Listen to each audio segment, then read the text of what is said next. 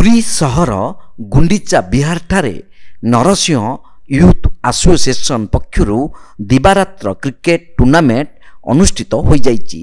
एही कार्यक्रम को अनुष्ठान अध्यक्ष प्रदीप्त कुमार नायक अध्यक्षतार मुख्य अतिथि भावे कृष्णचंद्र जेना, सम्मानित अतिथि भावे संग्राम केशरी मिश्र, सुरेश कुमार दलई, रमेश चंद्र रथ, संतोष कुमार महांती, कृपासिंधु राउतराय और सुशील चंद्र राउतराय योगदान करी फिता काटी नड़िया बाड़ई खेलाड़ी मानक सहित करमर्दन करी एही टूर्नामेंट रो शुभारंभ करथिले।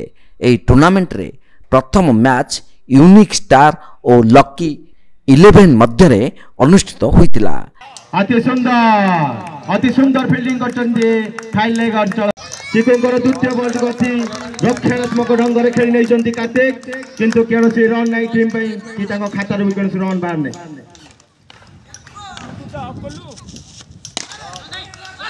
अति सुंदर चौका चिकुंकर तृतीय बॉल को बाउंड्री रे। तो ये टूर्नामेंट प्रति वर्ष होउतला, तो किसी दिन हेलानी बंद अच्छी कारण जगह बाड़ी तो सब कम कम सब कमी गलानी घर द्वार हो गलानी।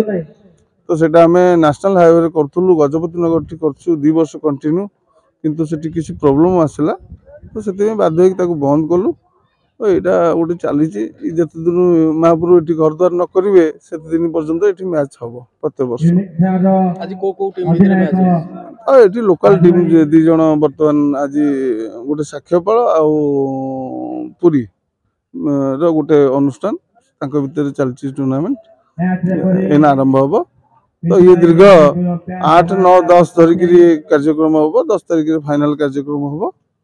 तो पुरस्कार वितरण भितर आम रखीचु प्राय 6 फुटिया प्रथम जी हम 6 फुटिया कप टे एवं 20,000 टंका, द्वितीय जी पाइबे सी सेमती 5 फुट गोटे कप 15,000 टंका, तृतीय जी हे आम 6,000 टंका देवु कप देवु एवं जी चतुर्थ हे 4,000 एवं क्लब माने कप देवु। एमती आउ किसी सांत्वना मैन ऑफ द सीरीज आना जहाँ सब सिस्टम भीतर रहे से सब जिन कार्यक्रम हम। ये मझे ये आयोजन करा आम ये अंचलवासी भारी खुशी एवं गर्वित जेमती नृसिंह आमर यूथ क्लब तरफ ये जो आयोजन करा गोटे जिला स्तरीय आयोजन करा खुशी खुशी एवं समस्त सहयोग करने अंचलवासी आमर सभ्य मैंने अच्छा आम पाखे उपस्थित अच्छा आमर मुख्य उपदेष्टा अंचल आमर पिक बाबू अच्छा से उद्यम एक कार्यक्रम कर आम गुंडीचा बिहार तरफ आम समस्त आदिवासी माने सांगे अच्छु एवं समस्त प्रकार सहयोग हाथ बढ़ाई प्रस्तुत। कैमरा पर्सन रवि जेना सुधांशुकर रिपोर्ट तीर्थक्षेत्र लाइव।